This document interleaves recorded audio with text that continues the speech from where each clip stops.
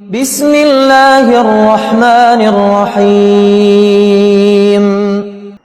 रुकिए, अगर आप शादीशुदा हैं और आपके पास औलाद नहीं है और आपकी शादी को 2, 4, 5, 10, 12, 15, 20 साल हो चुके हैं तो इस लेक्चर को पूरा सुनिए। ये 2 से 3 मिनट का लेक्चर आपको आपके आने वाली जिंदगी में या जो आपके आगे बच्चे होंगे बहुत ज्यादा फायदा देगा। बहुत सारे लोग बहुत देर तक शिकायत करते हैं कि प्रेगनेंसी हो जाती है लेकिन मिसकैरेज हो जाता है, या फिर रिपोर्ट ठीक है प्रेगनेंसी नहीं हो पाती, या फिर लोग कहते हैं कि आईवीएफ भी करवाया लेकिन तीसरे चौथे महीने में जाके मिसकैरेज हो गया और प्रेगनेंसी पूरी तरह पाया तकमील तक नहीं पहुंच पाई। ऐसा क्यों होता है? इसमें बहुत बड़ा अमल जो होता है वो होता है डीएनए का, स्पर्म्स के डीएनए का। और जो पस सेल्स हैं इनका स्पर्म्स के डीएनए पे असर एक बहुत अहम और साइंसी साबित शुदा मसला है, खासकर मर्दाना बांझपन में। अच्छा, और इसमें यह खासकर जो मेल इनफर्टिलिटी यानी कि मर्दाना बांझपन है उसमें बहुत सारी चीजें होती हैं, लेकिन जो सबसे बड़ी वजह है आज मैं उसको बयान करूंगा बिल्कुल सादा और क्लिनिकल अंदाज में। आइए चलते हैं अपने लेक्चर की तरफ। अस्सलाम वालेकुम रहमतुल्लाहि व बरकातुहू। मैं डॉक्टर हाफिज अहमद रजा सब सुनने वालों को इस लेक्चर में खुशामदीद कहता हूं।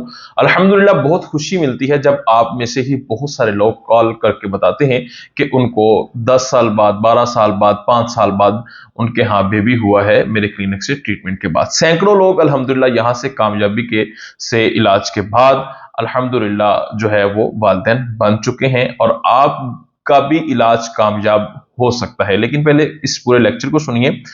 अच्छा, होता क्या है कि जब सीमन के अंदर पस सेल्स आ रहे होते हैं तो उसको ल्यूकोसाइटोस्पर्मिया कहा जाता है।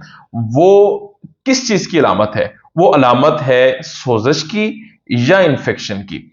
अच्छा, जब पस सेल्स आते हैं वो क्या करते हैं? वो मॉलिक्यूल्स बनाते हैं जो रिएक्टिव ऑक्सीजन स्पाइसेस छोड़ते हैं, ROS। ये क्या करते हैं? ये स्पर्म्स के डीएनए को तोड़ देते हैं जिसे डीएनए फ्रेगमेंटेशन कहा जाता है। और टूटे हुए डीएनए के साथ स्पर्म जो है वो फर्टिलाइजेशन कर ले यानी कि प्रेगनेंसी हो जाए तो एम्ब्रियो जो होता है वो डिवेलप नहीं हो पाता। डिवेलप ना होने की वजह से बच्चे की धड़कन नहीं बनती और तीसरे चौथे महीने में जाके मिसकैरेज हो जाता है। अच्छा, ROS यानी कि रिएक्टिव ऑक्सीजन स्पाइसेस जो स्पर्म्स तेजी से हरकत करने वाले होते हैं जिनको रैपिड प्रोग्रेसिव स्पर्म्स कहा जाता है, उनकी हरकत को स्लो कर देते हैं यानी कि वो स्लगिश फॉर्म में आ जाते हैं और वो एग सेल तक नहीं पहुंच पाते। इसके अलावा ROS क्या करते हैं? जो स्पर्म्स की मेम्ब्रेन होती है, जो आउटर लेयर होती है, बाहर वाली झिल्ली होती है, उसको डैमेज कर देते हैं जिसकी वजह से वो एग के अंदर घुस नहीं पाता और जो है वो फर्टिलाइजेशन नहीं हो पाती, प्रेगनेंसी नहीं हो पाती। जो ROS है रिएक्टिव ऑक्सीजन स्पाइसेस जो पस सेल्स की वजह से होते हैं वो 3 बड़े नुकसान करते हैं। पहला नुकसान, फर्टिलाइजेशन नहीं होती, ठीक है, जो एम्ब्रियो है वो वीक बनता है, इंप्लांटेशन नहीं होती जिसकी वजह से प्रेगनेंसी फेलियर होता है और बार बार मिसकैरेज होता है। बार बार मिसकैरेज होने की वजह सिर्फ और सिर्फ एक पस है। आप लोग क्या करते हैं? जब बार बार मिसकैरेज हो रहा होता है तो बहुत सारे लोग इस चीज का औरत को जिम्मेदार ठहराते हैं और उंगली औरत की तरफ उठती है और कहा जाता है कि औरत जो है इसको अठरा है और बला बला बहुत सारे मर्ज जो है वो औरत के अंदर निकाल दिए जाते हैं। हालांकि ऐसे नहीं होता।